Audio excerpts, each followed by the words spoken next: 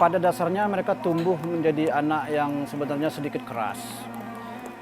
Kemudian sedikit mempunyai kebebasan gitu dalam tanda petik ya. Mereka lebih senang bermain di pinggir pantai, lebih senang bermain di pinggir-pinggir jalan, lalu mereka lebih senang ke warnet. Sehingga mereka tumbuh menjadi anak-anak yang sangat permisif sekali, kemudian jauh dari nilai dan norma.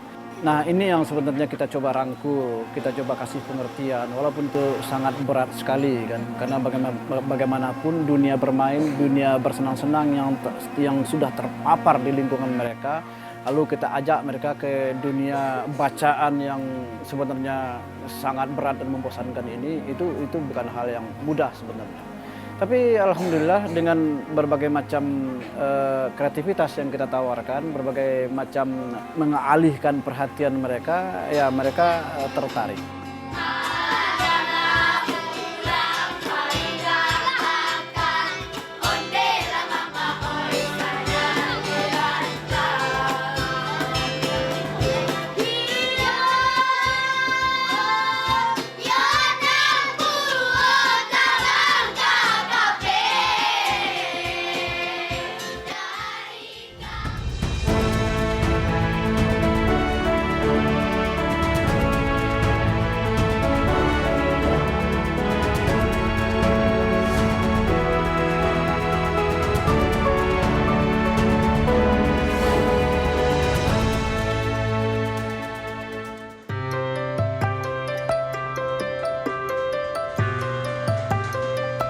Kampung itu sangat sepi, sehingga Zara tidak betah di sini.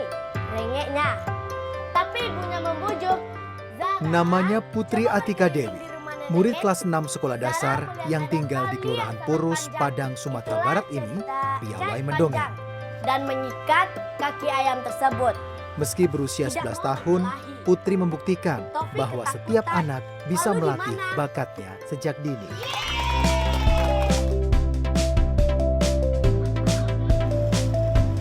Disinilah Putri menemukan bakatnya.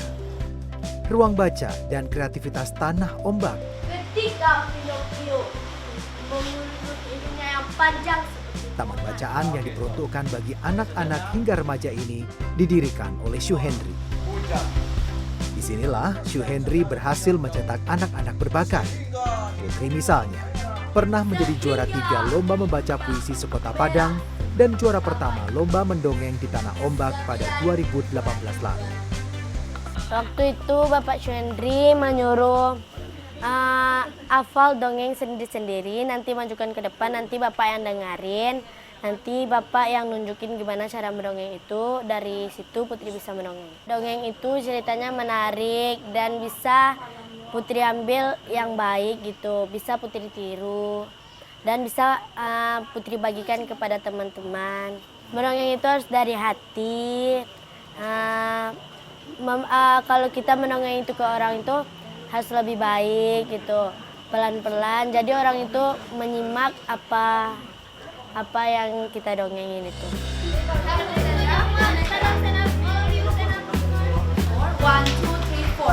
Ruang baca dan kreativitas Tanah Ombak dirintis oleh Syu Hendri pada akhir 2014. Kemudian diresmikan menjadi Taman Bacaan Masyarakat pada 15 Juli 2015.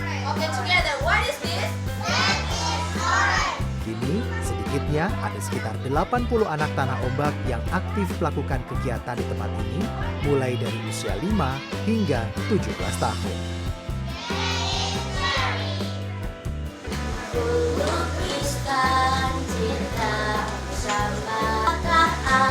Siapa saja boleh bergabung dengan Tanah Ombak. Selain mewajibkan mereka membaca minimal 15 menit sehari, Syu Hendri juga menetapkan sejumlah persyaratan bagi yang ingin masuk ke taman bacaan ini.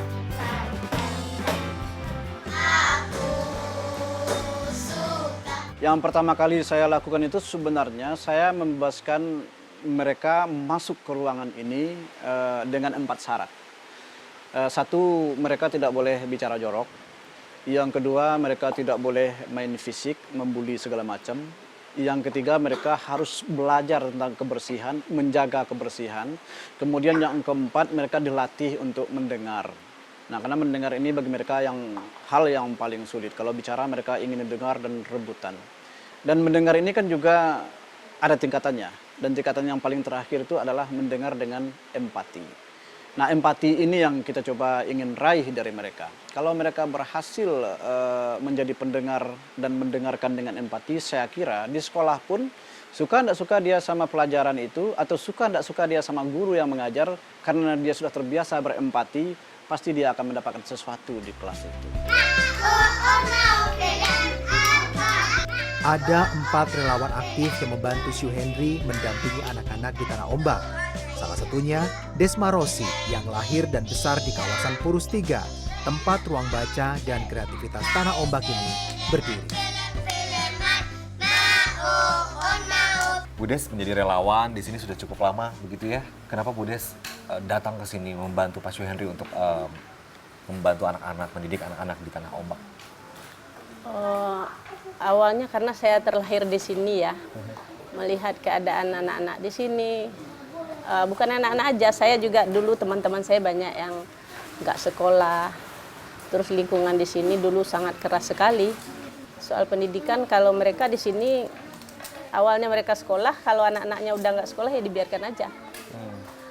Akhirnya Pak Syu Hendri mendirikan ini, saya sangat senang sekali, tertarik sekali karena memang itu panggilan hati saya. Terus di sini yang bagi perempuan banyak yang pernikahan dini, ya karena nggak punya pendidikan, mereka punya anak banyak. Tapi yang namanya anak-anak cuman sekedar gimana ya, melahirkan anak tapi tidak mendidik gitu. Jadi kan kita sayang melihat generasi yang seperti itu.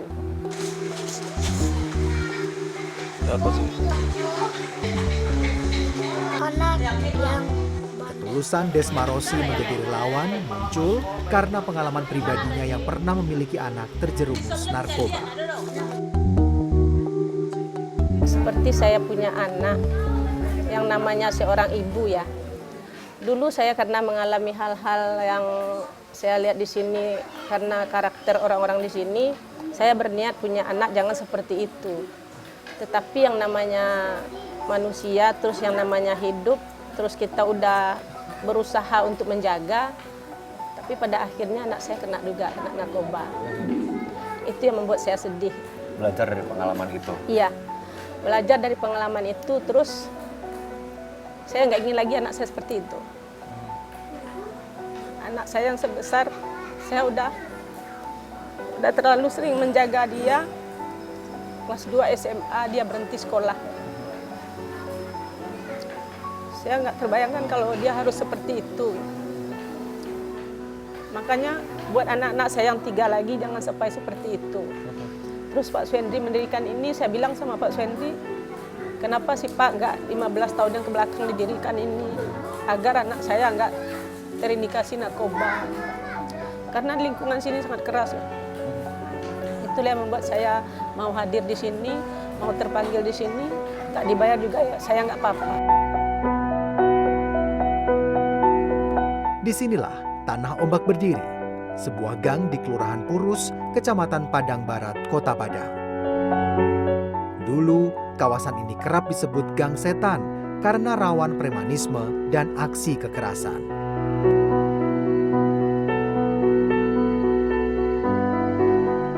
Bagus sih, karena dulunya lingkungan di sini kotor dan di dalam selokan banyak sampah. Terus selokannya udah diperbaiki, udah dikasih semen dan nggak ada lagi yang mau sampah ke dalam selokan. Dan kami setiap minggunya biasanya sih bersihin lingkungan supaya agar orang-orang di sini juga ingin berpartisipasi untuk membersihkan lingkungan di sini.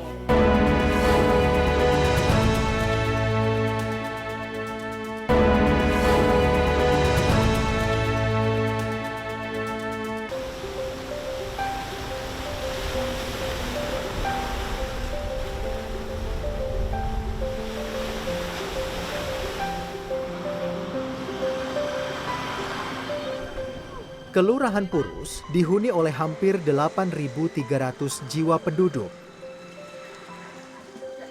Mereka yang tinggal di Jalan Purus 3 mayoritas berprofesi sebagai nelayan karena letaknya berdekatan dengan pesisir Pantai Padang.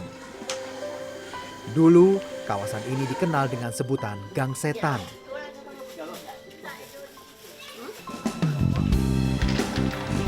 kehadiran ruang baca dan kreativitas Tanah Ombak telah mengubah stigma negatif kawasan ini. Tanah Ombak yang dirintis oleh Syu Hendri bahkan berhasil mengubah pola pikir para orang tua akan pentingnya pendidikan bagi anak-anak mereka.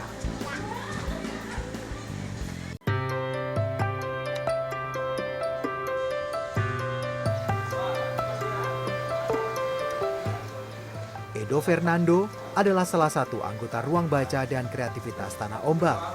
Remaja berusia 17 tahun ini kembali menuntut ilmu meski harus memulai pelajaran sekolah dasar dengan mengikuti program paket A di sebuah pusat kegiatan belajar masyarakat atau PKBM di Kota Padang. Ia pernah putus sekolah pada tahun 2015 saat berusia 15 tahun dan duduk di bangku kelas 5 sekolah dasar. Sedang asik-asiknya masa-masa main-main, jadi sekolah agak terlupakan. Lagian orang tua nggak pernah ngurus sekolah gitu. Dari awal masuk sekolah nggak pernah diurus, jadi yang belapor padahal juara 1 terus sampai kelas 5. Jadi merasa nggak diacukan ya, gimana lagi kan, lagian Edo nggak mau mensusahin orang tua. Nanti sekolah sampai kelas 5, itu nggak pernah diurus, nggak pernah disuruh untuk melanjutkan sekolah, nggak pernah. Jadi daripada menyusahin orang tua, mending putus sekolah. Banyak-banyak terima kasih lah ke Tanah Ombak. Bisa mengubah Edo lebih yang baik lagi. Yang dulunya sempat terlibat dengan tawuran atau kenakalan anak-anak. Sempat juga. Sejak bergabung dengan Tanah Ombak pada tahun 2014, orang tuanya mulai memberikan dukungan dan motivasi agar ia kembali sekolah.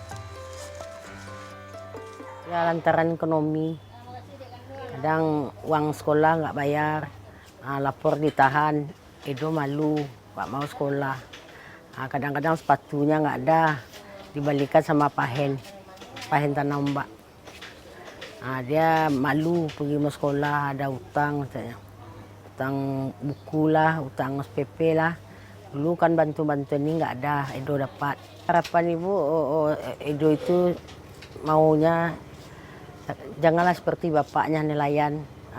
Kalau dapat dia kerja atau sapam atau apa-apalah. Yang penting jangan ke laut seperti bapaknya gitu.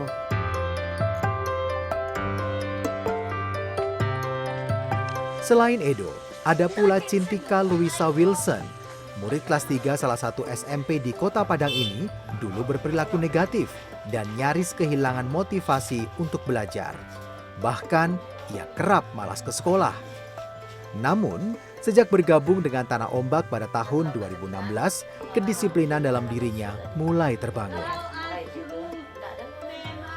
Dulu bandel kali Ica nih, suka kesana sini, marah aja, neneknya marah kan.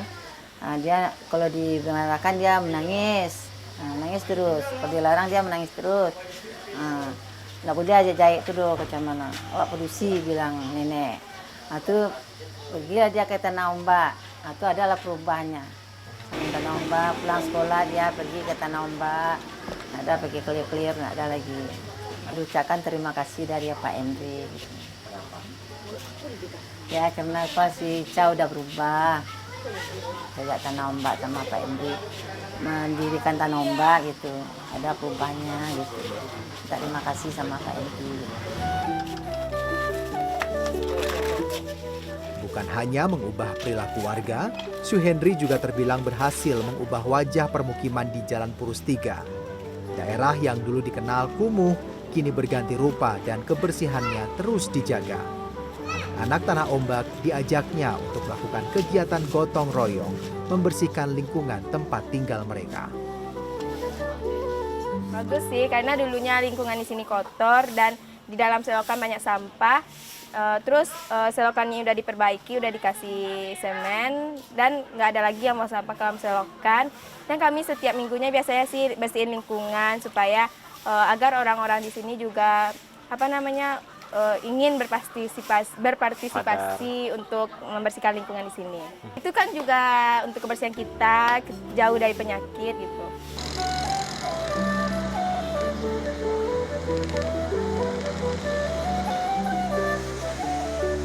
Suhendri memahami betul bahwa tumbuh kembang anak berada di tangan keluarganya, termasuk menanamkan nilai keagamaan.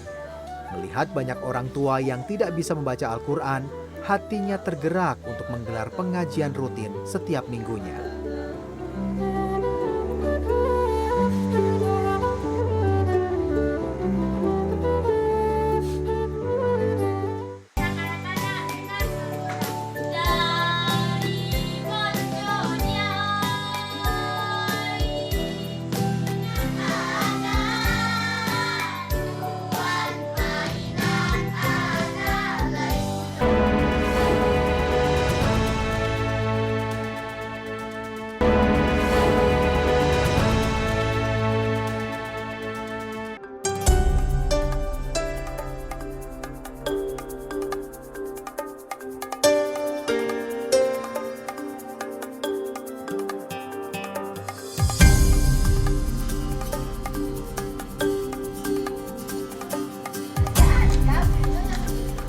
Upaya Suhendri melakukan gerakan literasi tak hanya dengan menyediakan ruang baca saja.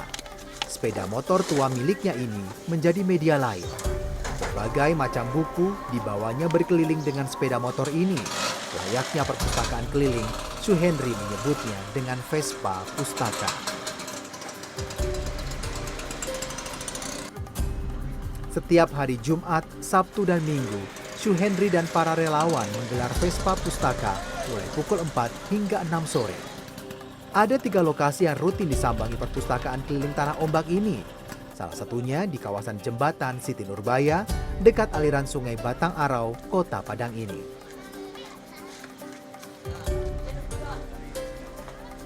Awal-awalnya sebenarnya kesulitannya sama dengan anak-anak di sini, mereka tidak suka membaca. Jadi saat Vespa Pustaka itu kadang-kadang kita bawa gitar. Kita gitaran dulu rame-rame gitu kan. Lalu kita perkenalkan buku gitu kan. Kadang-kadang kita dongeng. Dongeng dulu. Lalu kita katakan dongeng itu ada di dalam buku yang bisa mereka baca. Lalu ada anak-anak yang tidak bisa membaca, kita bacakan. Jadi benar-benar kita mencoba lebih total. Jadi kita bergerak bukalapak, tidak sekedar bukalapak. Anak yang mayoritas lahir dari keluarga nelayan ini antusias membaca buku saat Vespa Pustaka ini digelar. Karena suka membaca buku. Apa saja yang dibaca? Dongeng, buku pelajaran di sekolah. Senang. Karena kita bisa membuat ilmu pengetahuan, membuat kita menjadi pintar, pandai, bisa membaca.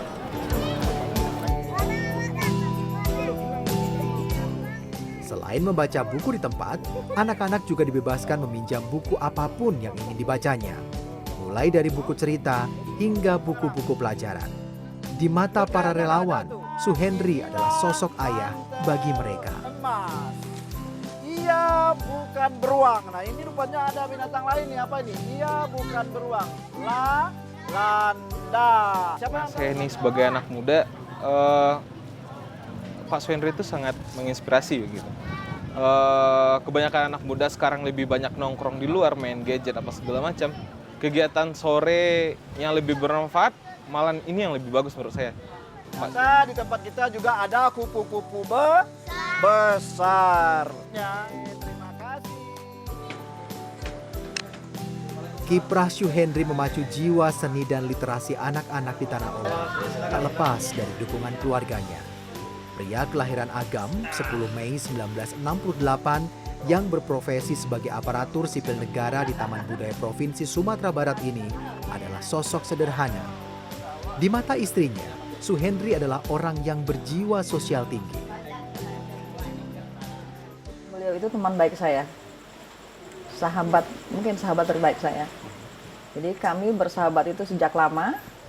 Sebagai sahabat saya melihat beliau itu punya konsistensi terhadap apa yang dari awal kita rancang. Dan beliau berusaha untuk menjalankannya meskipun mungkin waktunya yang terulur cukup panjang sebenarnya gitu.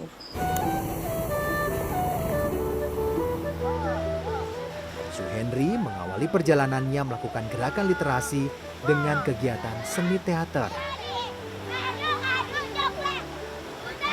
Lulus lulusan Magister Seni jurusan Teater Institut Seni Indonesia Yogyakarta tahun 2010 ini secara tidak langsung memperkenalkan budaya membaca kepada anak-anak pesisir pantai ini dengan teater.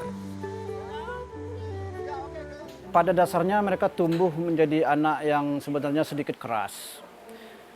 Kemudian sedikit mempunyai kebebasan gitu dalam tanda petik ya. Mereka lebih senang bermain di pinggir pantai, lebih senang bermain di pinggir-pinggir jalan, lalu mereka lebih senang ke warnet, sehingga mereka tumbuh menjadi anak-anak yang sangat permisif sekali, kemudian jauh dari nilai dan norma. Nah, ini yang sebenarnya kita coba rangkul, kita coba kasih pengertian, walaupun itu sangat berat sekali kan, karena bagaimanapun dunia bermain, dunia bersenang-senang yang sudah terpapar di lingkungan mereka, lalu kita ajak mereka ke dunia bacaan yang sebenarnya sangat berat dan membosankan ini, itu bukan hal yang mudah sebenarnya. Tapi alhamdulillah dengan berbagai macam kreativitas yang kita tawarkan, berbagai macam mengalihkan perhatian mereka, ya mereka tertarik.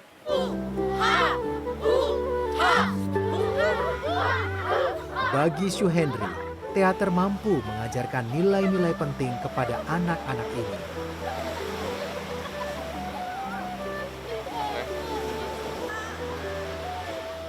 Pak Syuhendri, sebenarnya dengan mengajari mereka bermain teater begitu, apa sih yang ditargetkan dari anak-anak ini? Begini, seni teater itu bagi saya lah terutama ya, saya menganggapnya sebagai cermin. Jadi cermin itu kan tempat orang-orang bercermin, tempat lingkungan bercermin, tempat mereka juga bercermin. Dan kita siapkanlah anak-anak ini untuk menjadi cermin itu sebenarnya.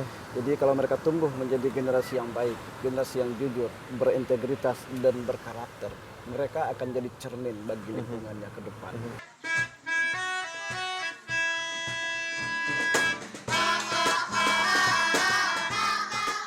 Sekali dalam sebulan, ada satu malam yang paling dinanti anak-anak Tanah Ombak.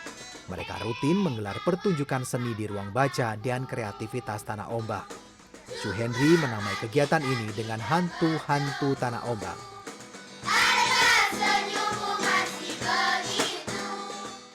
Ada yang menampilkan bakat mereka dalam menari.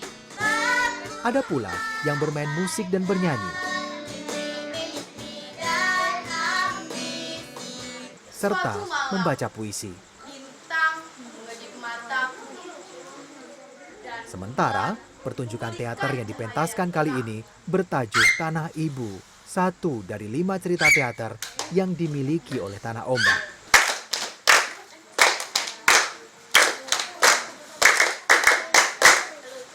Pementasan ini berkisah tentang kerinduan anak-anak terhadap kehidupan masa lalu mereka yang sederhana di tengah gempuran modernisasi. Bagi anak-anak Tanah Ombak, kegiatan seni telah memberikan warna baru dalam hidup mereka. Selain memupuk keberanian, teater juga menjadi hiburan tersendiri bagi mereka dengan bermain peran. Kami kawal dengan segenap jiwa. Tempat kami tumbuh jadi akar yang kuat. Jadi kan kalau di luar sana kan nggak ada kegiatan seperti ini. Jadi aku bangga gitu jadi anak Tanah Ombak yang dulunya gini, jadi sekarang udah bagus gitu. Kegiatan seni dan literasi yang mengembangkan bakat mereka membuat ruang baca dan kreativitas Tanah Ombak berhasil meraih sejumlah prestasi dan penghargaan. Pada tahun 2015, Tanah Ombak berhasil menjadi penampil terbaik Festival Nasional Anak-anak dari Kementerian Pendidikan dan Kebudayaan. Kemudian, di tahun 2016, Tanah Ombak mendapatkan anugerah literasi Minangkabau dari pemerintah Provinsi Sumatera Barat. Tahun 2017, Kemendikbud memberikan penghargaan Taman Bacaan Masyarakat Kreatif Rekreatif dalam rangka Hari Aksara Nasional. Tanah Ombak juga meraih penghargaan sebagai lembaga swadaya masyarakat peduli anak dari pemerintah Kota Padang pada 2018. Bagi saya sebenarnya seni dan literasi itu adalah semacam proses, dan ini sebuah proses yang berjalan. Dan pada saatnya anak-anak itu sendirilah yang akan menjawab proses ini. Apakah mereka akan terbentuk menjadi pribadi-pribadi yang baik, pribadi-pribadi yang jujur, dan literasi dan seni inilah yang menggiring mereka ke arah sana. Saya berharap anak-anak ini akan tumbuh menjadi generasi yang jujur, berkarakter, dan berintegritas. Karena mereka lah yang akan mengisi masa depan bangsa ini.